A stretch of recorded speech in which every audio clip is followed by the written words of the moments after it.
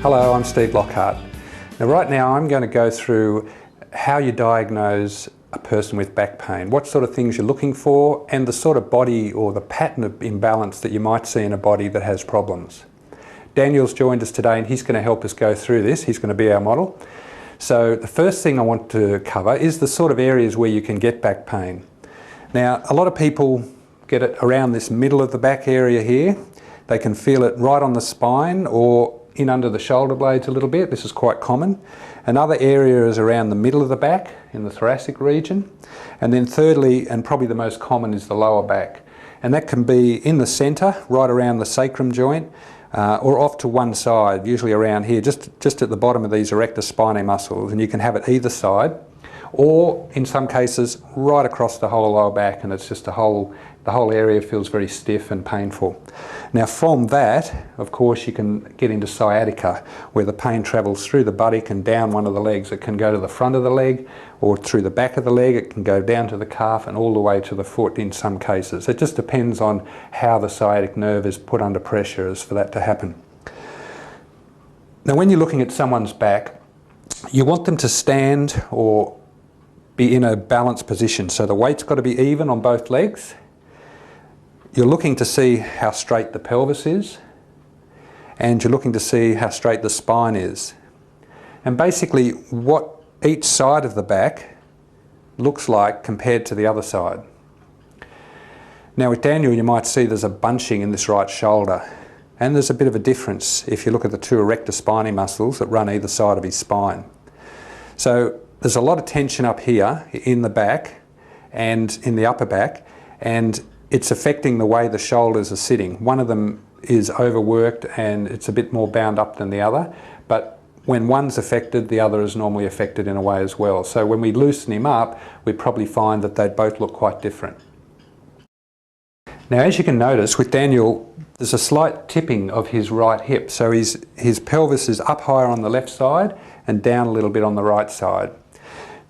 What that means is he's got a short right leg, okay? Now, people might think he must have a short left leg because the pelvis is up on the left side.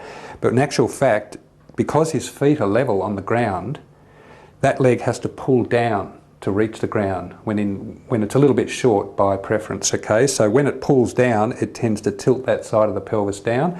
And when that comes down, that one goes up. So it creates that little tilt. And this puts a pressure, and you can see the difference from this part of his lower back to this. There's a tightness here which is sort of resisting that pulling down, and tends to be a bunching here. And that difference creates quite a bit of pressure to build up in this area. So if a person gets weak, or this builds up for a long period of time, they do a lot of jumping around or running or sport, or sort of they're on their feet for long hours or even sitting for long hours, then this area would start to, the circulation in this area would start to be affected, and it would create pain and stiffness. And then eventually it could even bring the sciatic nerve into play and create problems down the legs. So when you're looking at a back, the key areas to look at are these erector spinae muscles. And when we treat these in the self-treatment program, there's a lot of focus on treating these and trying to release any pressure from these erector spinae. And the way the pelvis is sitting, you want it to look nice and level across here. You don't want that tilt. And again, in the program, there's lots of work you can do with the ball and different exercises which will help unlock the pelvis and keep that more balanced. And that flows on to the hamstrings, and there's work you can do in the hamstrings. And then a very important part of the program, which is the SLM yoga, is the squatting, the wall sitting. And that'll help take out any problems with the quadricep muscles at the front. So once you've evaluated the body, you can then get an idea of where the problems are.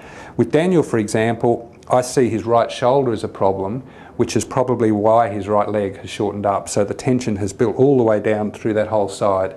And that can be from his sport or whatever. And with a younger person, of course, you can find it's quite easy to get that out. As with an older person that maybe you've had it there for a long time, could be up to 20 years or so, then it can be more difficult. So if you see a lot of difference in the shoulders, a lot of imbalance in the shoulders, where one side looks quite different to the other, then you know the shoulders are a problem and you're going to have to work on those. Because If the hip's out or if the hip's locked up, as this one is, you're not going to get rid of it until you unlock the shoulders. They go very closely together. So with Daniel, we would say, okay, let's focus on the shoulders. Let's do a lot of work on there.